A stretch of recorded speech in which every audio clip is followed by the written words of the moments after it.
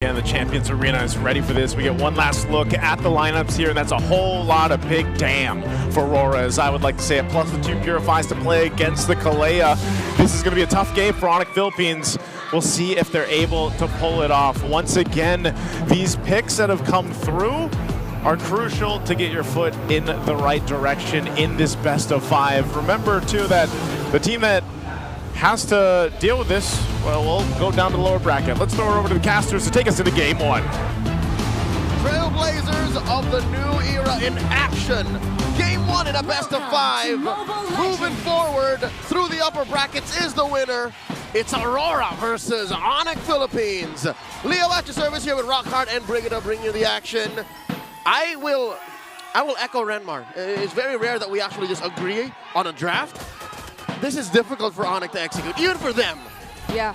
Like, looking at the lineup itself, there are several counters which are already pretty much present, but hold on. Okay, that was close for Brusco. Going back, it's not just the Kalea that can potentially be countered out by the Purify that's in Aurora's hands, right? It's also the stacks that could come in from Kellera later on. Like, if he gets to at least land 2 and just lack 1, the moment he just either Yue or Dominic decides to pop the Purify, then that'll almost register the entire effort's useless. I really love that you mentioned Kellera, because as much as I really do agree, hold on, Fato. Look at that, Renegade might be in trouble here, going down first blood, no ultimates yet, no shortcut or anything, means he's gonna go down, but Demon Kite does allow him to get a little bit of vengeance, get some of that gold back in. Well, that was interesting. I mean, it's ONIC who we've been constantly talking about as a team who might be potentially lacking in terms of early game damage or even kill potential in general, but they just really went in aggressively, trying to invade even a red jungler.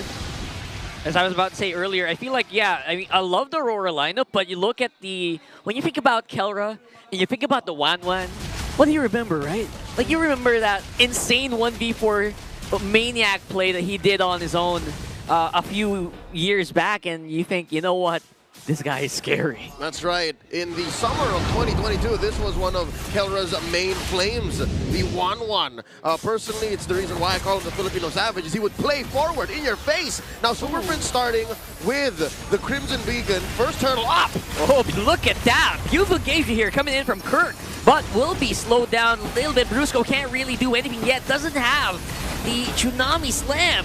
King Kong will be getting that turtle, and they could get a bit of an edge here on the coming fight, but looks like Aurora can decide to disengage. Rockhart, you don't even need it. ONIC brute forced their way into scoring that first objective. Yep, Kirk did a great job in managing Edward from getting out of his lane. It's not just that, it's also the way ONIC Philippines were able to immediately force out the Purify from US, so he barely could position himself in a spot that would guarantee space for Aurora. This is better though. This time, Tsunami Slam is on, and here we go with a pincer here coming in from Edward and Renegade. They're basically tanks though. Edward's a good damage, will not be usable yet on Masha. Here comes the shortcut. They're diving in on King Kong, and King Kong gets taken down. The Sigma King falls. Now Super Prince falling back. Oh boy, great follow-up from RORA. Super Prince trying to get some of that HP back, but no go. It's going to be a lot of bodies in the flow here for ONIC.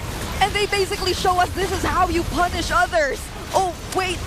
There's another engage coming in from ONIC. Are they going to commit? This is Demon Kite, though. He's really tanky. King Kong's gonna catch up. Very habit taken. Brusco out of range here with US. Feathered airstrike. Edward is a huge threat on the front. Look at this guy going 1v1 on Kirk here. Oh. If there's anything we're gonna learn about that first turtle fight, is ONIC can only re-engage when it's time. Yeah. So ONIC time, that's what they're going off of, this very single-minded lineup. They can barrel through you, but only when they're ready. If RORA comes in and says, no, you're not ready, we'll flank you, it's over. Yeah, and I think this is one of the main pointers we had in the keys to victory earlier. It's that Aurora can potentially capitalize on all these overextended plays that ONIC may potentially commit in the game, and we've seen a couple of them even in early as just 4 minutes of this game. So this is something that ONIC probably has to take into consideration, because they've been forcing out a lot of reactions from Aurora, yes, but Aurora has the tools to actually punish them successfully. How about Turtle 2? ONIC having a go at it once more. King Kong starting up. Demon Kite spotted him. Brusco to the scene. How'd Renegade get back there? Oh my goodness, Renegade out of nowhere here. Getting another kill for Edward. This time around, King Kong is gone. No more turtle retribution available here. Shortcut is still active. They could go back if they want to. They could also bring Kirk maybe, but looks like that's not going to be a thing. They're going to just whittle them down slowly, force a flicker out, and then just keep the fight going. Why walk? That's how he got there. Why walk? And ONIC did not check that portal. Yep, there are some crazy back and forths that are happening right now. Dominic didn't even need to join in the fight because Aurora has the necessary damage, or just even their mere presence and dominance on zoning out ONIC Philippines away from potentially contesting that turtle. So that's the first objective. Oh my goodness, I thought the concussive blast was actually gonna get it away from him. Yep. How tragic would that be? That would be so... A singular chip in the face of 2 members of ONIC with the retribution on cooldown. That would not fly. Which is normally, you know what, it's not a big threat, but then you are trying to force off that retribution coming in from your enemy jungler that's already big. And Renegade, he's been doing this non-stop every single time he's on the chip. Yeah, I like how you mentioned that. Major flinch. That's a power play, all right? If there's anything that ONIC can rely on in the face of this 4,000 gold lead Aurora's approaching, is the fact that Kelra hasn't joined any fights yet. Yeah. The fact that the chip has the shortcut means Dominic has been an active part of all of Aurora's assaults. We're waiting for Kelra to get online. Yeah. There was just this one moment, though, which happened just now, that Dominic indeed did not decide to join. But it seems like it is indeed time for Kelra. Or, unfortunately, he might just be even forced to join in on what ONIC is trying to do from this point onwards, because they're being forced to defend so many of their turrets.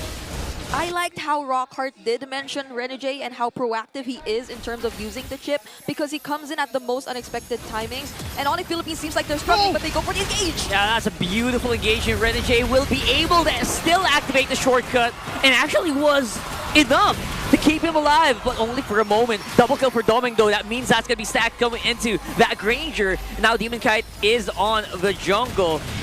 Here, on a bit of a pincer maneuver. Edward!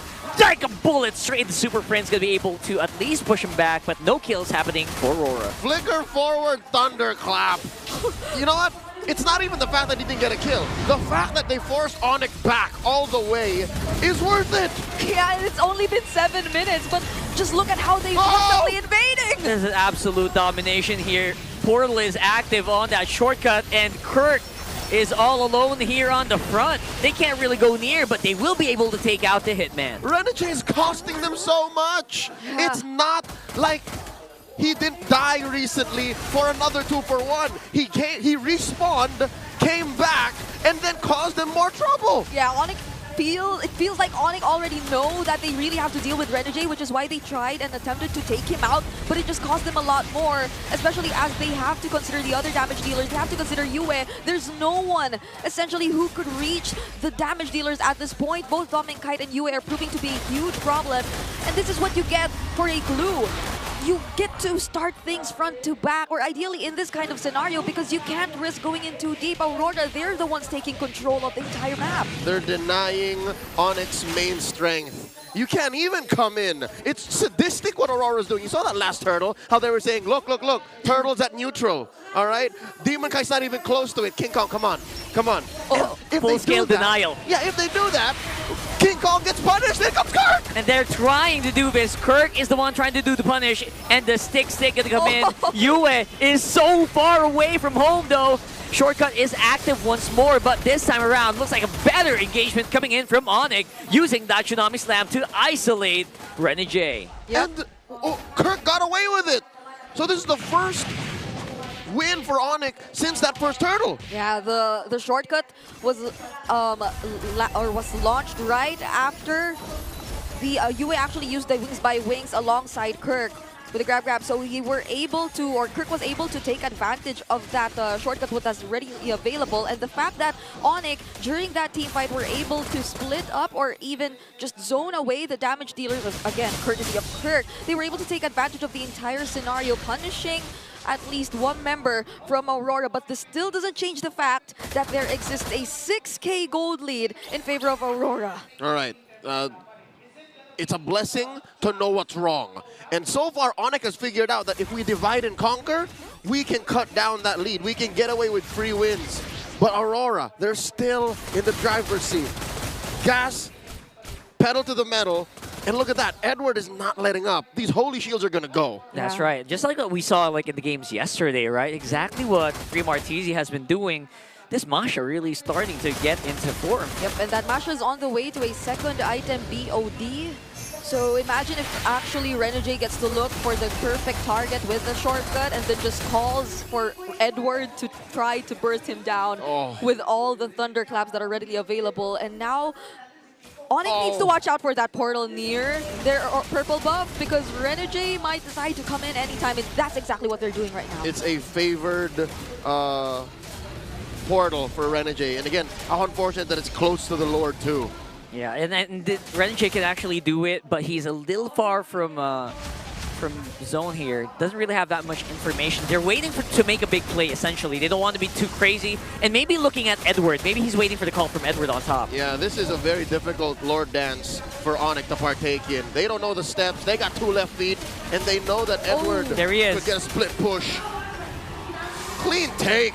RORA scores, nothing ONIC could do. That was a perfectly timed Y walk there for Renegade as well. Was. They had to deal with the waves, and as much as Brusco had the information, he was just standing there in the brush right next to the portal.